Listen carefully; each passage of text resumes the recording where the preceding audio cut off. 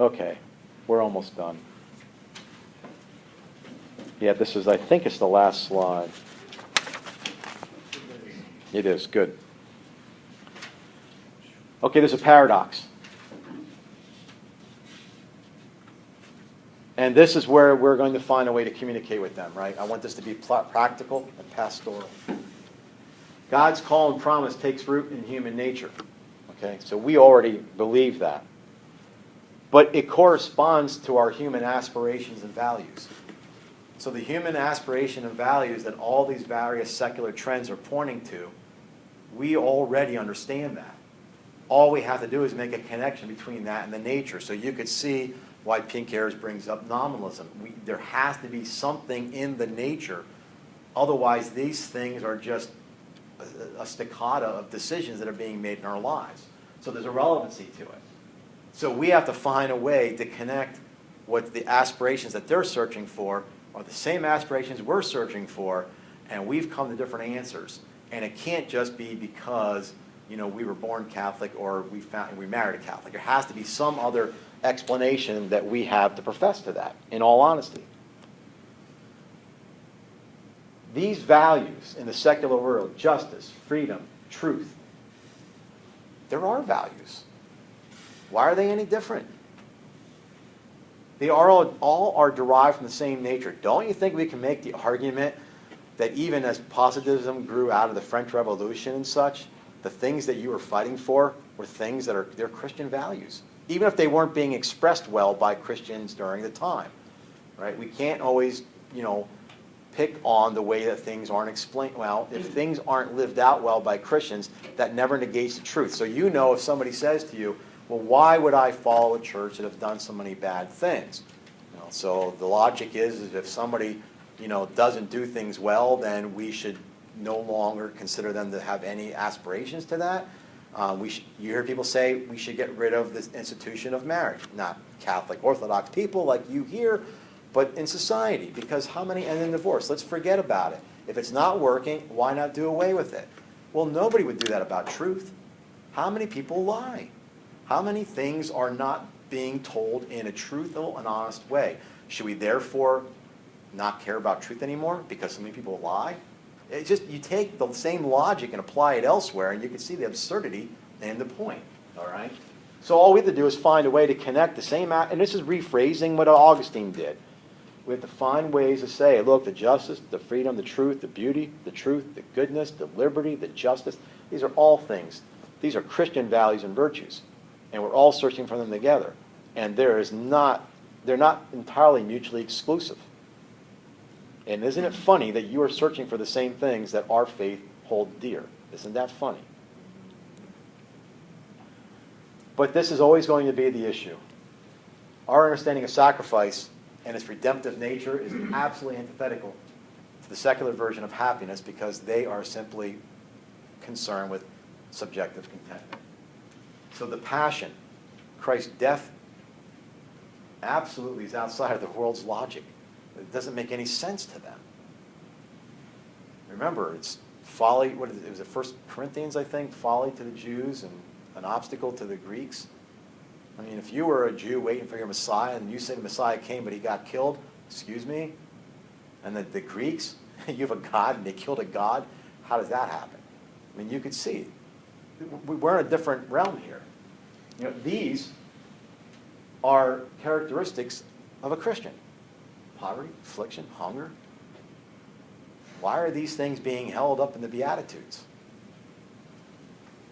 Why is it blessed are those who hunger? You know, I mean, and thirst for righteousness, such. Christ's temptation in the desert is always the same. Nothing's changed. His temptation was to break him down by appealing to his prosperity, power, and prestige. If he took on our temptations, let's be specific. What were the temptations? This is what tempts us. This is what tempts everybody in and outside the church. How do we guard ourselves against that? Do you see now, like we're talking about this in morality, you would not have done this in the manualist tradition. We're talking in a different realm here. Which, by the way, when I do the marriage prep, I always point out to them that marriage is a sign of Christ's love for the church and in Trinitarian love. What did Satan do in the desert? What did he attempt to do? To get between Christ and his Father. He could not get between the persons of the Trinity. He knew that. So if I can't get between the people of the Trinity, I'll destroy the sign.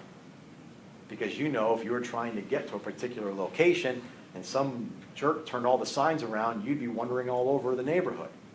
So I will go after the sign. If I can destroy the sign of marriage, then it will no longer be a sign. So I can't get into the reality. I'll break the sign up that points to the reality.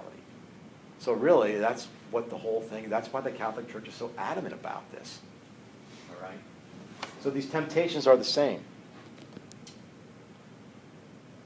So I think this is Romanus Tresariel talks about it, the naturalizing of Christianity. He talks about it in both meanings of the word natural. We're trying to adopt to a culture and assimilate just so we can appear credible in the eyes of others. You know, I have felt if you're in the company of certain people, the minute you start talking about your faith, you feel like you're going to be labeled an unintellectual. Now, there's plenty of smart people who believe in the God that we profess. He says the other way is you can't reduce to the natural order.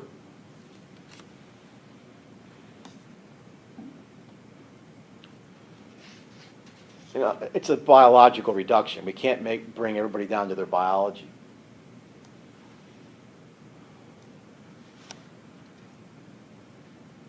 Pinker's way out.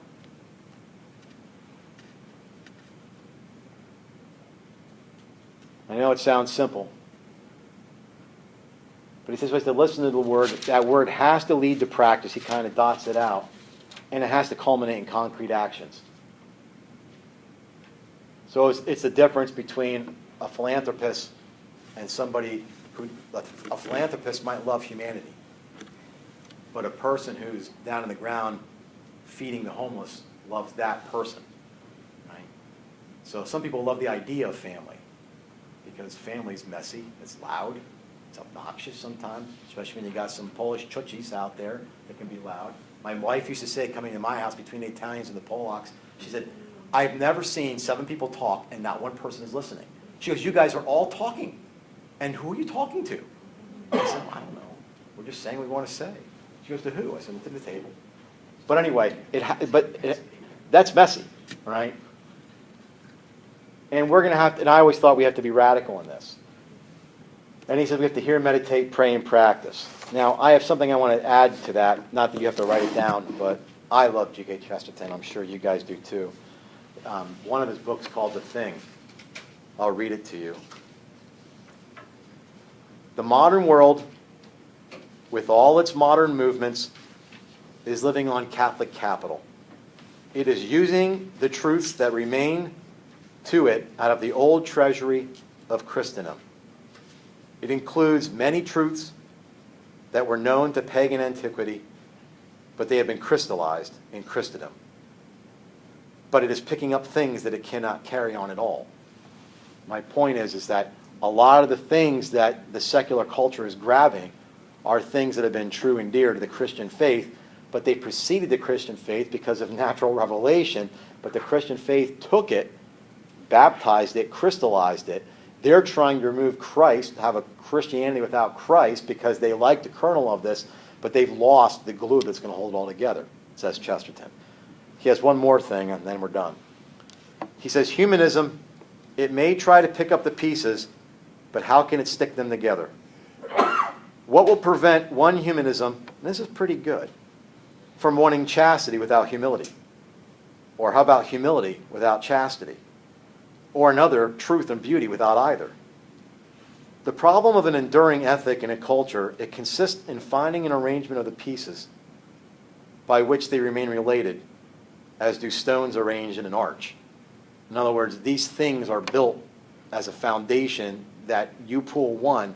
You may like to do that. It's not really cafeteria Catholicism, although some of you might think like that, but you're taking parts of this that seem useful but you've taken away the very glue. I mean, everything that we are going to focus on from here on out is going to be on the person Jesus Christ.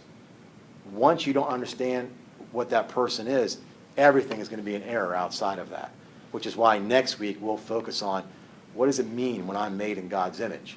How does that play out? And I'll be very specific and concrete with you. And then we'll look at freedom. And that imaging and that freedom then becomes the foundation for every blessed thing in moral theology. If you don't get that right, everything else will go off sideways. And just logically so. Okay?